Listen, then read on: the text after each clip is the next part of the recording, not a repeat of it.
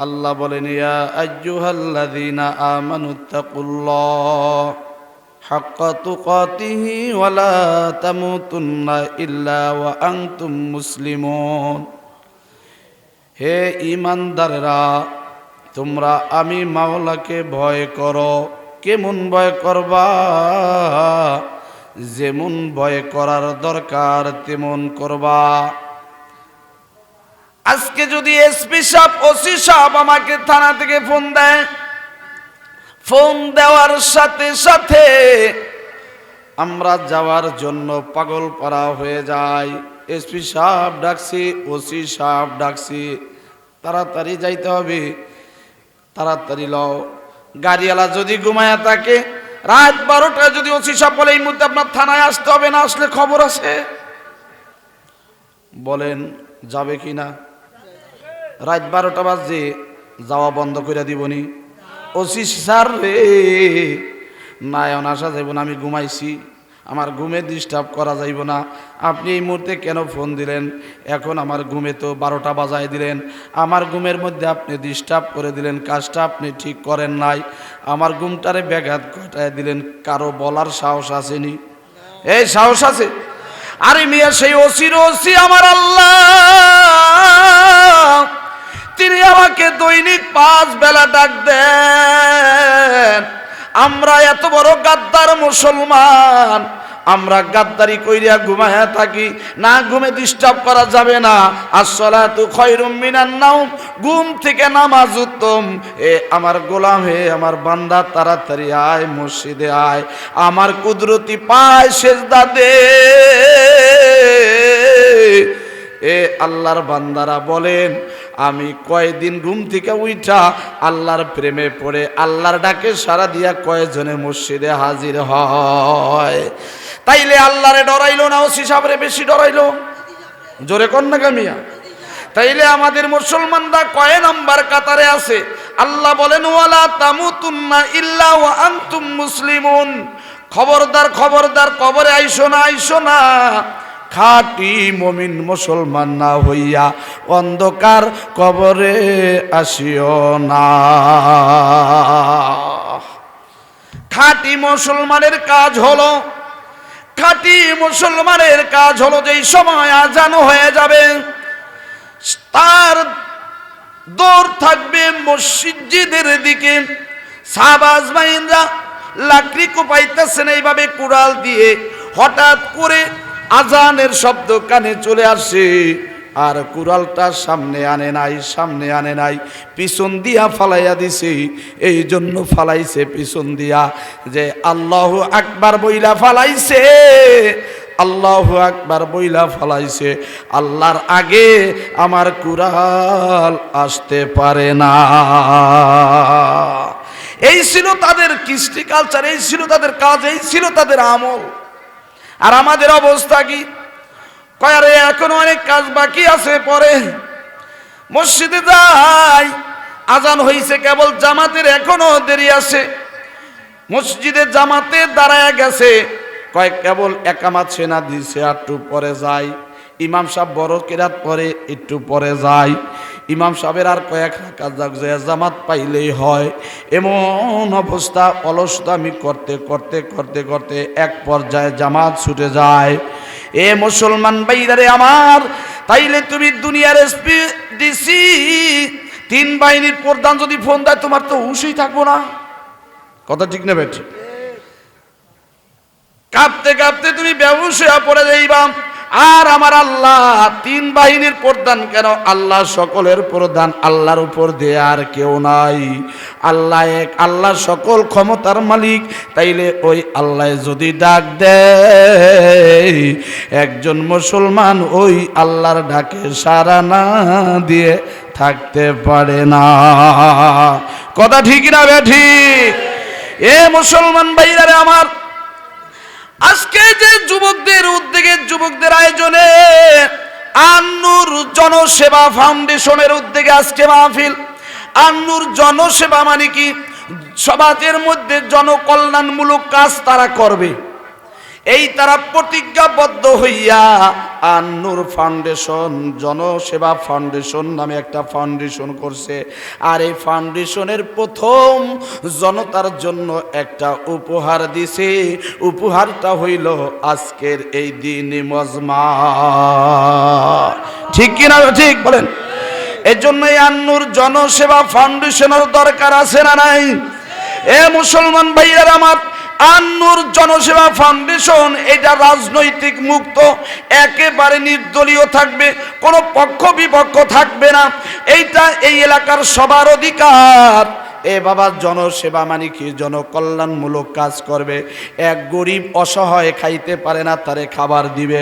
বস্ত্র নাই, তাকে বস্ত্রের ব্যবস্থা করে দিবে। মারা গেছে, কাফনের কাপড় দেওয়ার শক্তি নাই, কাফনের কাপড় কিনে দিবে। অসুস্থ, ডাক্তার দেখান না, টাকা নাই, তাকে ডাক্তার দেখাইবে। এ মুসলমান ভাইরা রে আমার, এই যে কিছুদিন আগে সিলেটে বিশাল পানির বন্যা বয়ে গিয়েছিল, এখানে আমার জানা মতে তারা এই আন-নূর জনসেবা ফাউন্ডেশন থেকে ৮৬,০০০ টাকা ওখানে দিয়েছেন। আলহামদুলিল্লাহ বলেন না কেমিয়া? আমরা কে কতটুকু শরীক হইতে পেরেছি, এই ব্যাপারে আমরা কে কতটুকু আগায়া থাকতে পেরেছি? আমি যদি একজনের দুঃখে দুঃখী না হই, একজনের বিপদে পড়লে আমি যদি আগায়া না যাই, আমিও একদিন বিপদে পড়তে পারি, আমার বিপদে কেউ আসবে না। এই জন্য মুসলমান ভাইরা আমার, এই আন-নূর জনসেবা ফাউন্ডেশন, আমি তাদেরকে বলবো, এই এলাকার ভিতরে ১ নম্বর তোমাদের কাজ হলো, এই এলাকার ভিতরে আগে দেখবা এই এলাকার ভিতরে কে বড় বিপদে আছি, কে সমস্যার মধ্যে আছি, এইগুলা তোমরা আগে দেখবা। কারণ অনেক ঘর আছে আপনারা জানেন না, টাকার অভাবে বাচ্চা মাদ্রাসা মসজিদে ভর্তি করাইতে পারে না, স্কুলে ভর্তি করাইতে পারে না। তারা বলছে তাদেরকে প্রয়োজন হলে এই আন-নূর জনসেবা ফাউন্ডেশনের পক্ষ থেকে তাদের খরচ দিয়ে লেখাপড়ার ব্যবস্থা করবে। খারাপ করছে না ভালো করছে? জোরে কন্যাকে, খারাপ না ভালো? এটা তাই এই ভালো উদ্যোগে আমরা কি আসিনি? সবাই থাকবো নি? এটা সবাই আমরা সাপোর্ট করব। তবে এমন কোনো কাজ যাতে না হয় প্রশ্নবিদ্ধ হয়, এমন কোনো কাজ যাতে না হয় মানুষের কাছে খারাপ প্রমাণিত হয়, এমন কোনো কাজ হয় তোমাদের ফান্ডে লক্ষ লক্ষ টাকা জমা হইতে পারে, এই টাকাগুলো লক্ষ লক্ষ টাকা জমা হইতে পারে, তোমরা এমন কিছু সিস্টেমে তোমরা এগুলো যাদের দানে আজকে এই আন-নূর জনসেবা ফাউন্ডেশন চলবে, তোমরা এমন কিছু কাজ করে দেখাইবা যে তার দানটা একজন অসহায় মানুষের হাতে গেছে, এই ভিডিও ফুটেজ তাকে দেখাইয়া দিবা। তাইলে দেখবা তোমার উপরে অন্যরকম একটা বিশ্বাস চলে আসবে। ঠিক না বেঠিক? কারণ এই ফেসবুকের মাধ্যমে আমি দেখছি অনেকজন লোক, অনেকগুলো ইউটিউবার, অনেকগুলো মানুষ দেখছি আমি এইভাবে কাজ করতেছে জনকল্যাণমূলক, এককভাবেও অনেকে দিয়ে কাজ করে। আমি দেখলাম যে ভাই এমুক লোকটা এই অসুস্থ, ডাক্তার দেখাইতে ৭ লক্ষ টাকা খরচ হবে। এ প্রবাসী ভাই আমার আইডিতে আপনারা অনেকেই আছেন, কেউ পারবেননি। এই যে ৩ বাচ্চার বাবাটা অসহায় ঘরের ভিতরে পড়ে আছে, খাবার নাই, টাকার অভাবে ডাক্তার দেখাইতে পারে না, আপনারা কেউ পারবেননি তার কিছু খরচ দিতে। আমি দেখলাম ওই দিনের পরের দিনে আবার সে লাইভে আসছে, লাইভে এসে বলতেছে আমি গতকালকে যে লাইভ দিয়েছিলাম অসুস্থ ব্যক্তির পক্ষে ৭ লক্ষ টাকা চলে আসছে তার জন্য। এই ভিডিও ফুটেজটাই লাইভটা আবার সে দেখছে, ওই টাকাটা সম্পূর্ণ তার হাতে পৌঁছায়া দিছে, ভিডিওর মধ্যে সব দেখায়া দিছে। তিনি দেখার পরে বলছেন এর বিপদে আপদে সব সময় যেখানে যা লাগে আপনি বলবেন, আমি দিতে বাধ্য থাকব। আল্লাহু আকবার বলেন। এজন্য এই জনসেবামূলক কাজ কিন্তু সমাজের মধ্যে থেকে যদি না থাকে, অসহায় একজন মানুষের পাশে যদি কেউ না দাঁড়াইতে পারে, আর তাইলে আন-নূর জনসেবা ফাউন্ডেশন বিপদে পড়ে গেছেন, আন-নূর জনসেবা ফাউন্ডেশনের কাছে আসবেন। বিপদে পড়ছেন, অভাবে পড়ছেন, আন-নূর জনসেবা ফাউন্ডেশনের কাছে আসবেন। ভাই আমি বিপদে পড়ে গেছি, এই বিপদে আয়েশা যদি বলেন আপনার কি বিপদ, এটা তারা দেখবে। আর্থিক হোক, সামাজিক হোক, পারিবারিক হোক, যে কোনো সমস্যা তারা সমাধান দিতে বাধ্য থাকবে। কারণ এখানে লেখছে জনসেবা, অর্থাৎ জনগণের সেবা। ঠিক না বে ঠিক? এর জন্য এই আন্নুর জনসেবা ফাউন্ডেশনের দরকার আছে না নাই? খনন করতে গেছে, কবর খনন করতে যাইয়া দেখে কবরের ভিতরে নতুন একটা লাশ দেখা যায়। মনে হয় যেন 1 ঘন্টা আগে লাশটা কবরের ভিতরে রেখে গেছে। কাফনের কাপড়টার চেহারা সরাইলো, চেহারা সরাইয়া দেখে আলেমের লাশ নয়, ওইটা হইল এক ইউরোপিয়ান এক মহিলা। কি মহিলা? জোরে কোন? ইউরোপিয়ান এক মহিলা। সবাই অবাক হয়ে গেল। ঘটনা কি? কবর দিয়েছিলাম 6 বছর আগে এক আলেমকে, এখানে সেই আলেমের লাশটা নাই, ইউরোপিয়ান এক মহিলার লাশ এই কবরের ভিতরে। মনে হয় যেন ঘন্টা খানিক আগে তাকে কবর দিয়া গেছে, আতর লোবানের ঘেরান বের হইতেছে। কথা খেয়াল দিয়া শুনলেন, খেয়াল দিয়েন, কথাটাকে খেয়াল দিয়ে। এ মুসলমান ভাইরা রে আমার, এই অবস্থা দেখে সবাই অবাক হয়ে গেল। ওই সময় ছিল হজের মৌসুম, হজের মৌসুম। সবাইকে ডাক দিল, সবাই হজ তুইয়া লাশ দেখতে চলে আসছে। আলেমের কবরের ভিতরে আলেমের লাশ নাই, ইউরোপিয়ান এক মহিলার লাশ। কোথা থেকে আসলো এই লাশ? কিন্তু কবরের উপরে দেখছে ঘাসপালা তরুলতা হইয়া রইছে, যেটার ভিতরে লাশ তুইয়া যাইবে তার কোনো চিহ্ন নাই। লাশ কিভাবে রাখলো? সবাই অবাক হয়ে গেল। কারণ কবরের উপরে 6 বছর আগের যে দাগ, ওই দাগে রয়ে গেছি, নতুন কোন দাগ, কোনো চিহ্ন নাই। সবাই অবাক হয়ে গেল। কিন্তু সেই আলেমের লাশটাই বা কোথায় গেল? মহিলার লাশ, ইউরোপিয়ান মহিলা। এখন ইউরোপিয়ান মহিলা কিভাবে বুঝলো? এমিয়া পাকিস্তানের মানুষ একটু মোটা, অনেক উঁচা লম্বা, ঠিক না বেঠি? তাদের দেশের মানুষের ভাব এইরকম, শারীরিক গঠনে এইরকম। ইতালিয়ান লোকগুলো একটু চিকন টাইপের হবে, লম্বা হবে। আমেরিকানের একই অবস্থা, সৌদি আরবের একই অবস্থা, সবাই সুন্দর। নাইজেরিয়ার সবাই কালা, এমন কালা কিছু দেখা যায় না। কথা ঠিক না বেঠি? সবগুলা কালা, ঠিক না?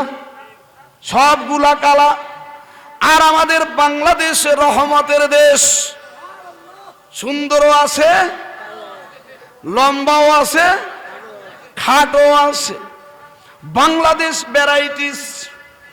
এ মুসলমান ভাইরা রে আমার, এখন সবাই ধারণা করলো এটা ইউরোপিয়ান এক মহিলা। সবাই অবাক হয়ে গেল, ইউরোপিয়ান মহিলার লাশ এখানে কিভাবে আসলো? কে তাকে কবরে রাইখা গেল?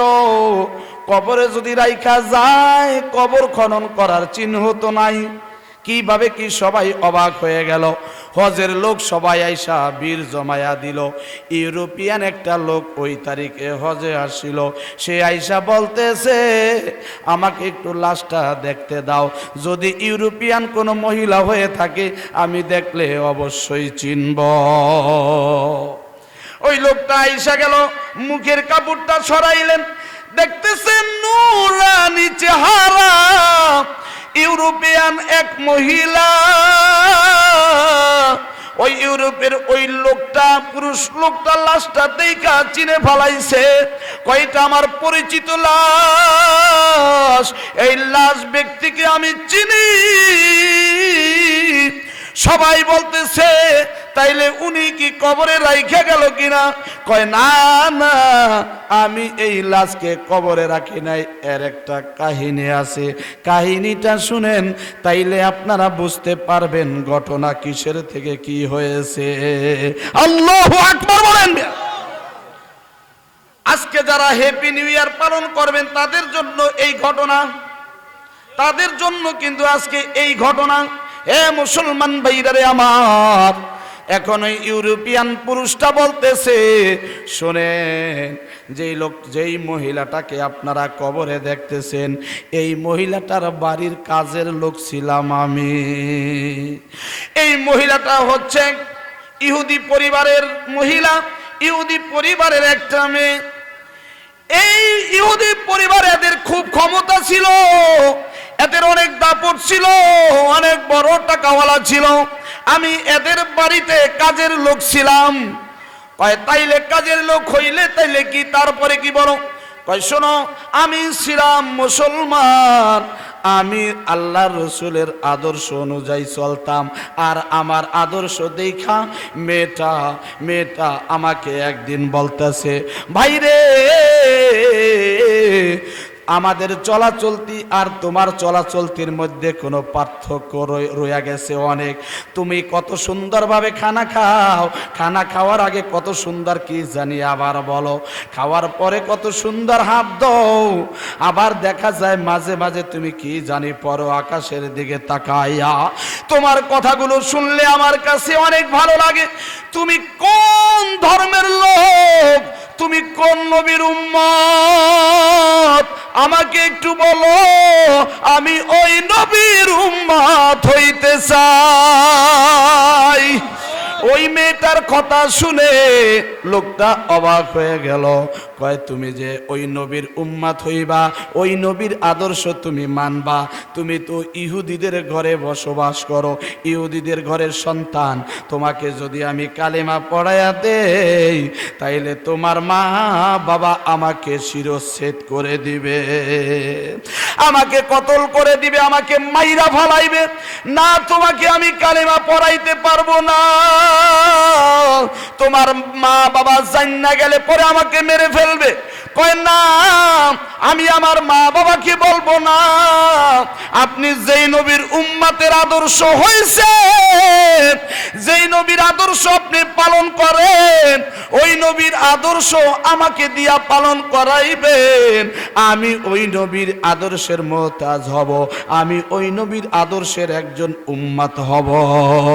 আল্লাহু আকবার। কয় তুমি তাইলে কারো কাছে বলবা না? কয় না, আমি বলবো না। তিনি কালিমা পড়ায় দিলেন মেয়েটাকে, রসুলের জীবনী একটা বই দিয়া দিলেন, গোপনে গোপনে পড়বা, খবরদার খবরদার তোমার মা বাবার সামনে বইটা পড়বা না। ওই মেয়ের ইতিহাস। কোন মেয়ের ইতিহাস বলেন তো, কোন মেয়ের ইতিহাস? যেই মেয়েকে কবরের ভিতরে দেখছে, এই মেয়ের ইতিহাস। এ মুসলমান ভাইরা রে আমার, তারপরে কি হলো? হঠাৎ করে এই মেয়েটা মারা যায়। মেয়েটাকে কবরে রাখার জন্য গোসলের কোনো ব্যবস্থা নাই, জানাজাও দিবে না, কারণ তিনি তো ইহুদি। ইহুদিদের নিয়মে তাকে কবরে রাখার জন্য তারা তৈয়ার হয়ে গেল। আর আমি আল্লাহর কাছে কাঁদতেছি, আল্লাহ, আমি একটা মুসলমানের জানাজা পড়াইতে পারলাম না। একজন মুসলমান ব্যক্তির লাশ জানাজাবিহীন কবরে রাখবে, আমি কিভাবে সহ্য করব রে আল্লাহ? যদি বলতে যাই উনি মুসলমান, ওনাকে কবরে রাখার আগে গোসল করাও, জানাজা পড়াও, বলতে গেলেও তাকে মেরে ফেলবে।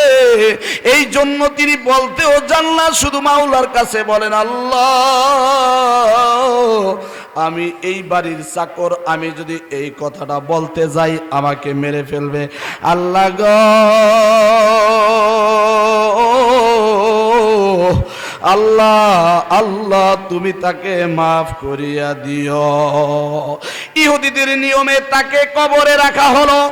ইহুদিদের নিয়মে কবরে রাখার পর আজকে আমি দীর্ঘ বছর পরে হজে আসলাম। আমি ওই বাড়ি থেকে চলে আসছি এই মেয়েটা মারা যাওয়ার পর। আমি চলে আসার পরে কাজ করতে করতে আমি এখন বড় লোক হয়ে গিয়েছি, আমি এজন্য হজে আসি। হজে আইসা দেখি ইহুদিদের কবরে লাশ রাখা হয়েছিল, তার কবর আজকে মক্কার রসুলের দেশে। যার সঙ্গে যার মোহাব্বত, তার সঙ্গে তার কিয়ামত। তাইলে ঠিক আছে, তো আমি কথা বুঝলাম, এই মহিলার লাশটা ছিল ইহুদিদের কবরে, তিনি রসুলের পাগল ছিলেন, এই জন্য রসুলের দেশে কুদরতি ভাবে আল্লাহ লাশটা নিয়ে আসেন। কিন্তু ওই আলেমের লাশটা তাইলে কোথায় গেল? আলেমের লাশটা কোথায়? তারা একটা টিম গঠন করলো, অনেক আলেম মিলিয়া, চলো আমরা ইউরোপে যাইয়া ওই মেয়েটার দেশের বাড়িতে যাব, যাইয়া তাদের গার্জিয়ানের সঙ্গে আলাপ করে তার মেয়েটার ব্যাপারে আলোচনা করে আমরা কবরটা খনন করব। ওই ইহুদিদের কবরে যাইয়া ওই মেয়েটার মা বাবাকে বিস্তারিত সকল ঘটনাগুলো খুলে বললেন। খুলে বলার পর কবর খনন করার জন্য পারমিশন দিয়া দিলেন।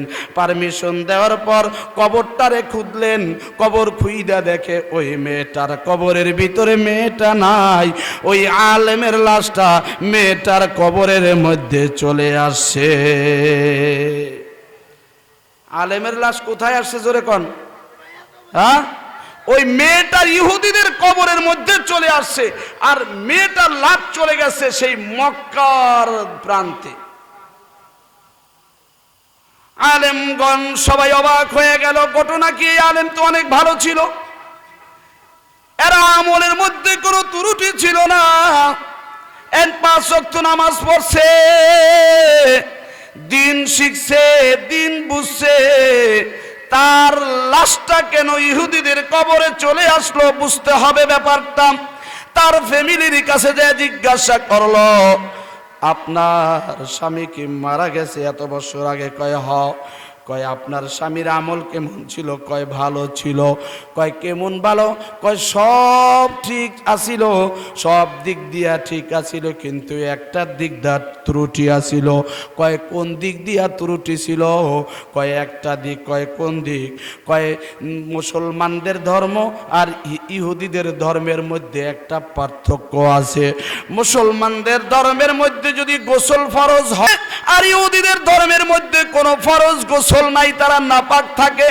আর এই আলেম বলছিল যে ইহুদিদের নিয়মটাই ঠিক আছে, এই ইহুদিদের নিয়মটা শুধু মুখে বলছে ঠিক আছে, এই ঠিক আছে বলার কারণে